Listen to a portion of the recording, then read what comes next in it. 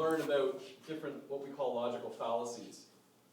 And logical fallacies, if you're looking to have a really strong critical response, if you can identify certain logical fallacies that the writer commits. So logical fallacies are basically errors in reasoning.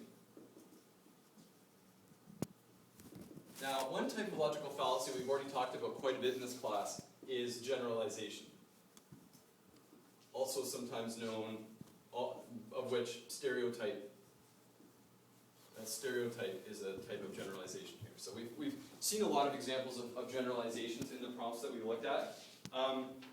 Another thing, I want to introduce you to a different type of logical fallacy that I think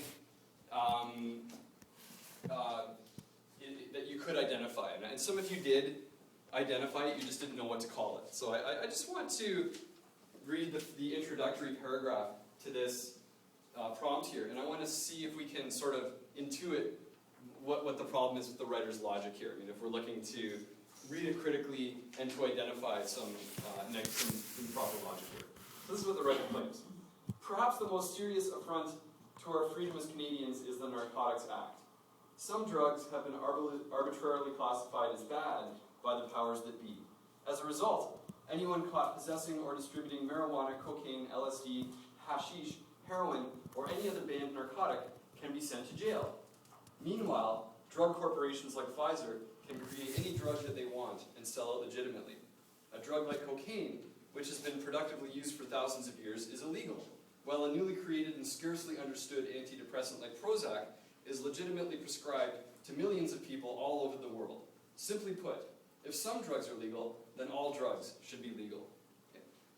So what's the logic that the writer, reaches a very distinctive conclusion at the end of this paragraph. So what the writer says is, hey, people can take Prozac, people can take all these other types of medications. A new drug comes along and it's approved by the FDA or by the Canadian government, and it's okay. People can go and buy it in the drugstore.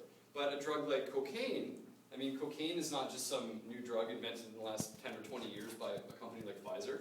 But it's been around forever. It's a naturally occurring substance that you can, it grows naturally. So this writer is claiming that, well, you can't make some drugs illegal because other drugs are legal. Who's to say that, there's a distinction between cocaine and Prozac? We don't even